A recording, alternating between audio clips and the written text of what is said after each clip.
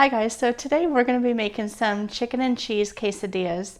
I like to add refried beans to mine, but I don't have any, but I highly recommend it if you want to do that. Okay, so on my cutting board here, I have half of an onion that we're going to chop up.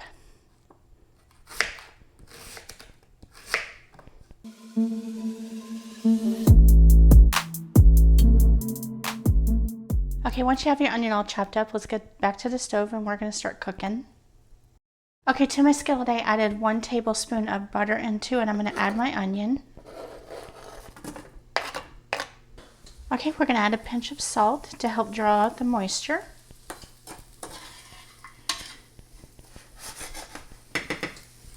Okay, you're going to let this saute for about 5 to 7 minutes until the onions cook down. And while they do that, we're going to get going on making our enchilada sauce.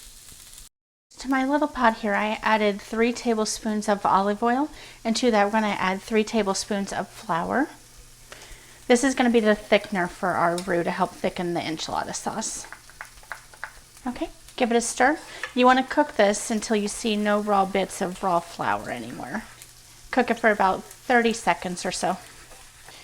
Okay, so once you cook this for a little bit, you're going to add your spices. I have half a teaspoon of garlic powder, oregano, and a tablespoon of chili powder. I'm going to add that in. Okay, into that you're going to add 2 cups of chicken stock.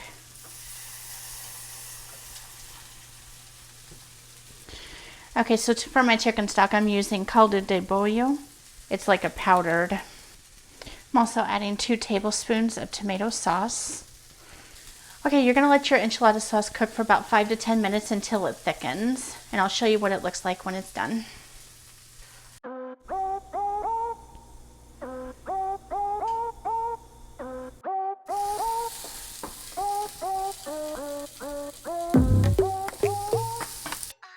Okay, so what I have here is 1 tablespoon of cornstarch mixed with a little bit of water, and I just mixed it until it's like almost like a slurry.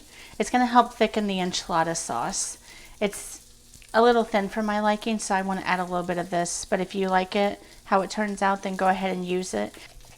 Okay, so go ahead and add that in. Okay, give it a little stir. Okay, and just let this cook for another couple minutes and then it'll be ready to go and we can set this aside. Okay, so to our onions, I'm going to add some leftover rotisserie chicken that I have. You can feel free to use chicken breast, chicken thighs, whatever you prefer, or if you want to use carnitas or pork. I'm going to use chicken today, so it's completely up to you. I'm going to shred some chicken into my onions.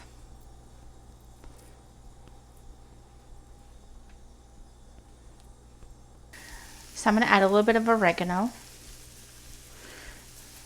and some garlic powder. I'm going to add some of our enchilada sauce to it. Give it a little extra flavor.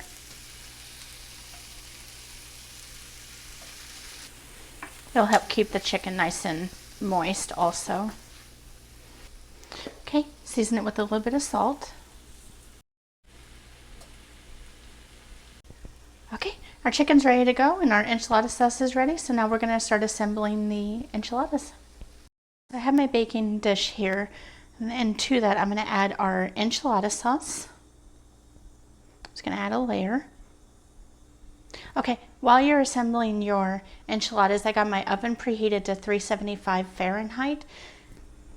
Okay, so you got your chicken on your tortilla, and then add a little bit of cheese.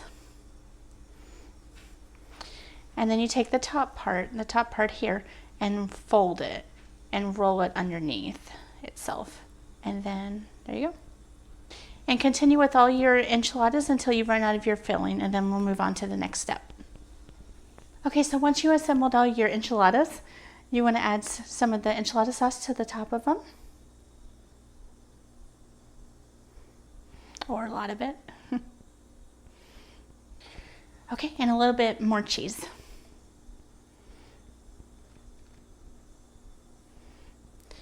Okay, so these are ready to pop into the oven at 375 Fahrenheit for about 15-20 minutes until they're lightly golden brown, and then I'll show you what it looks like when it's done.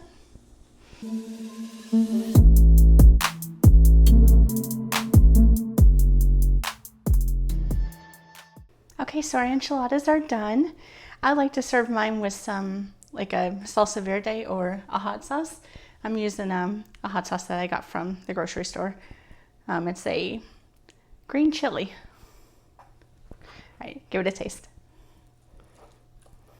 Get a little bit of everything.